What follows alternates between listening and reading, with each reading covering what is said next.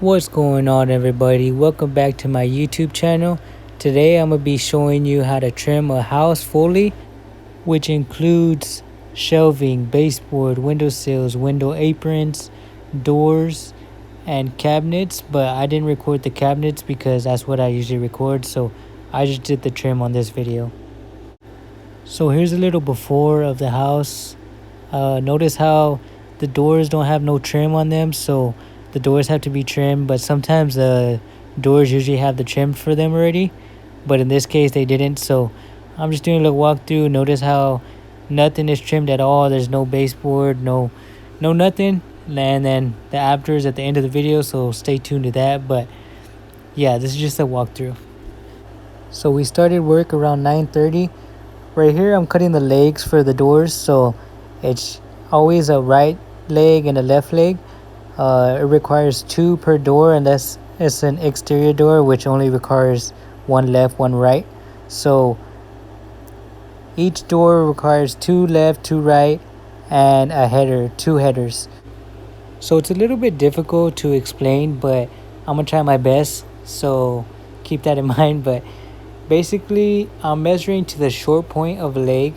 So the one I just cut was a right leg, and if you notice how the line is on the mark, if you were to cut it to the long point, it's a totally different measurement. So I'm not too sure how much it adds to it, but all these are cutting from short points. So if you notice that I'm holding it like a certain way instead of hooking it at the very top, that would be the long point. So it's kind of weird, but yeah, this is a short point, and whenever you cut the headers, it's always going to be short point. So what I do is I'll usually cut the short point, and then I'll get the measurement of the long point, because it's easier to just hook up the measuring tape to the long point, as you're going to see right now, and just cut all the headers long point instead of short point if they're the same measurement.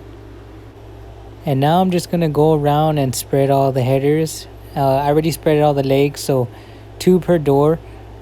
So on some of the doors, they're too close to the wall, so either the legs or the headers are going to be have to be cut or ripped, which is like make it thinner so that it will be able to fit.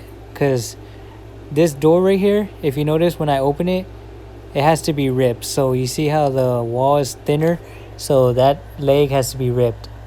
And right here I'm just basically starting to clean up the windows so I can start getting ready to cut the windowsills. And what you want to do is measure inside to inside, and say it's 35 inches. You always add 3 inches to the windowsills, so it'll be 38 inches when you cut it. And if it's 34 7/8, then it's going to be 37 7/8. You always add 3 inches no matter what the measurement is, and you see why in a little bit when I cut them. But my father-in-law, he ended up measuring everything for me, so I didn't have to measure it. But what you do is from the window to the outside of the sheetrock, you're going to use that as well. So keep that in mind, and I'm going to show you later.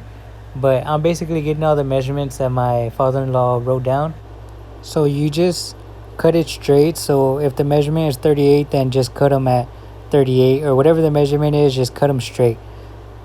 And now I'm going to show you what I was talking about. So from the back of the windowsill, if the window to the sheetrock was 3 inches, then you come out from the back of the windowsill 3 inches, and from the side of it you go 1.5 on each side. So that's why you add 3 inches to the side, because you're going to cut 1.5 in, and then down is whatever the window to the sheetrock is. So if it's 3 inches, if it's 2 7/8, it could differ. So you want to check the right and the left side. So on another windowsill, it was like, I believe 3 inches, and then the left side was 2 7/8. So always check both sides to make sure they're the same, and that's how you cut it.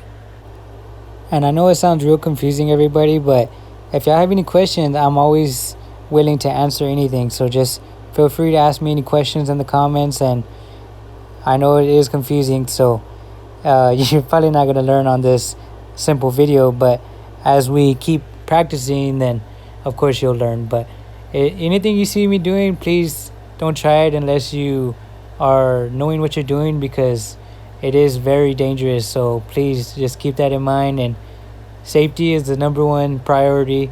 And don't try this if you're not skilled, please. Thank you. And now we're going to be cutting the window apron. So these are really easy. You're going to basically 22 instead of a 45.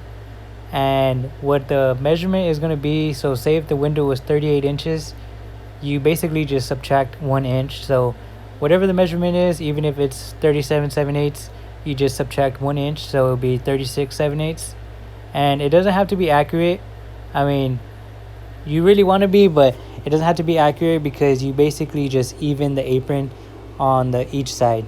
And I'm going to show you an example of how it looks on the window in a little bit, so just wait for that. And then right now I'm cutting the 1x2, which is basically for the shelving. And I do apologize, because like I said, I didn't show you how to measure it because my father-in-law already took the measurements. But if y'all want a better explained video, just let me know, and I will try to explain it a little bit. But this is a shelving when I'm gonna cut right now. And basically the two side pieces are called the cleat, and you cut the cleats, they're 1x4s at 16 inches, and you'll see that in a little bit. But you basically put two of them on the side of the wall, and you scribe it or mark it on the wall, the two pieces. And then from the wall to the line that you just scribed, that's going to be your measurement for the 1x2. And from the wall to the wall is going to be your measurement of your shelf. So I know it's very confusing, and I'm sorry about that, but that's basically the best explanation I could give to explain how to measure it. But if I do another video, I'll record it and show you how it's done to measure it. But now I'm just spreading out all the material, and you're going to see right now how the apron is going to look. But man, I love when it fits perfectly like that, and nothing, it just goes smooth. So that's good.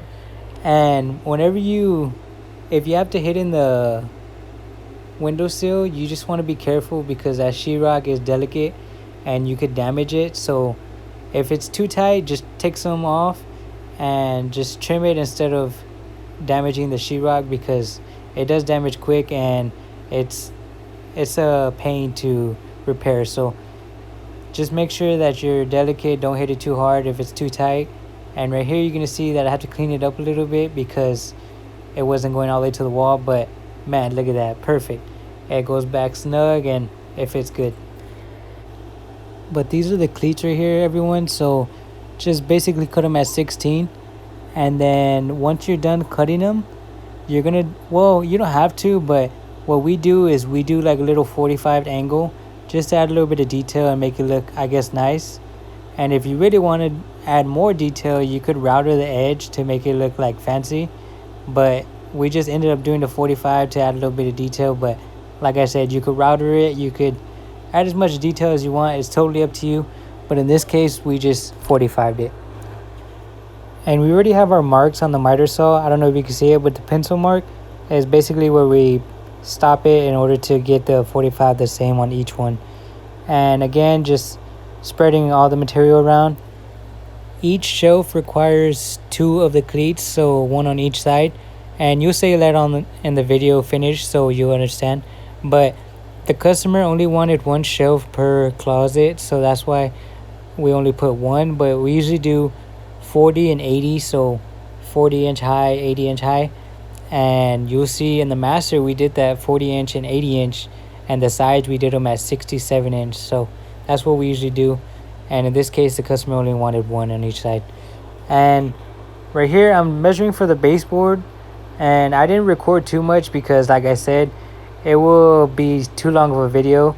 But the baseboard is kind of very difficult to explain, like it's really hard. But if you want a full detail on that, then leave a comment and I'll do a video specifically on that, because it would take very long. It took me a while to learn this, and it's tricky. It's not hard, it's just tricky to explain. And once you understand it, it's really simple. And right here I'm just doing the measurements for it. But like I said, guys, if y'all want a full video, let me know, because hopefully I could explain it. But the baseboard is very tricky and it took me a while to learn. So now it's gonna be cutting the baseboard, and right here I try to show you what measurement. I know you can't see it because the GoPro was, it seems like it's closed, but it's really not. So you can't see the measurement, but I try to point out what the measurement was. I don't know, I don't remember what it was, but that's basically what I was pointing at to show you. And it's basically the long point of the baseboard. So I'm not gonna get too much into cutting it, but yeah, I'm just basically showing that I was cutting the baseboard.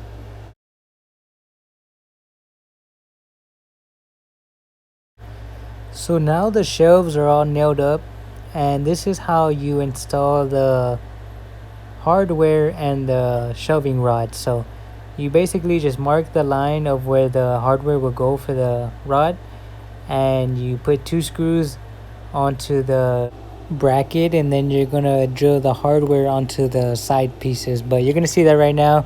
And you always want to leave, so there's a inside and outside hardware you're gonna see, but basically you always want to keep, so if you keep the inside on the left hand side, then you're gonna make all the closets on the left hand side. So you basically want to keep it the same.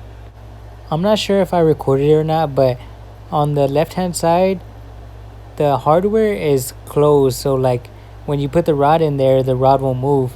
And the right hand side, basically you slide the rod in, and I don't know if you can see it, but that's basically what I was talking about on the left hand side and the right hand side. Just make sure they're identical on each closet rod.